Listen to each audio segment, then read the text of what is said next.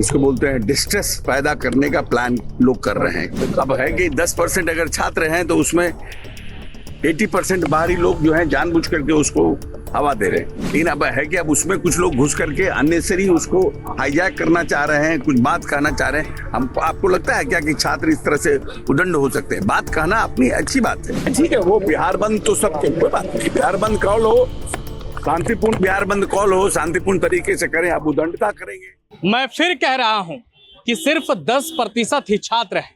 80%, 90% लोग बिहार के बाहर के जो बिहार में आकर उपद्रव मचा रहे हैं। हम तो कहते हैं कि शांतिपूर्ण तरीके से बिहार बंद कीजिए ना, कौन आपको रोक रहा है। ये बयान है बिहार सरकार के मंत्री अशोक चौधरी का।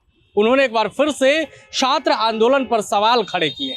छात्रों को उपद्रवी बताया है कि जो ये उपद्रव करने वाले हैं वो छात्र नहीं है। कई सवाल खड़े करते हुए उन्होंने कहा है कि अगर आप उत्पात मचाइएगा तो क्या हम छोड़ देंगे।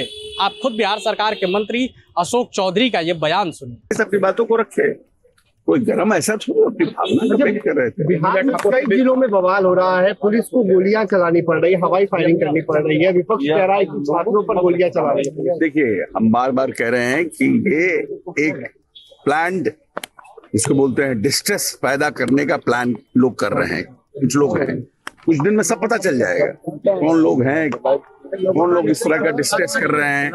अब है कि 10% अगर छात्र हैं तो उसमें 80% बाहरी लोग जो हैं जानबूझ करके उसको हवा दे रहे हैं। छात्रों को एड्रेस करना, छात्र हमारी पूंजी हैं, हमारे भविष्य हैं, उनके साथ कुछ लेकिन अब है कि अब उसमें कुछ लोग घुस करके अननेसेसरी उसको हाईजैक करना चाह रहे हैं, कुछ बात कहना चाह रहे हैं। हमको आपको लगता है क्या कि छात्र इस तरह से उदंड हो सकते हैं? बात कहना अपनी अच्छी बात है।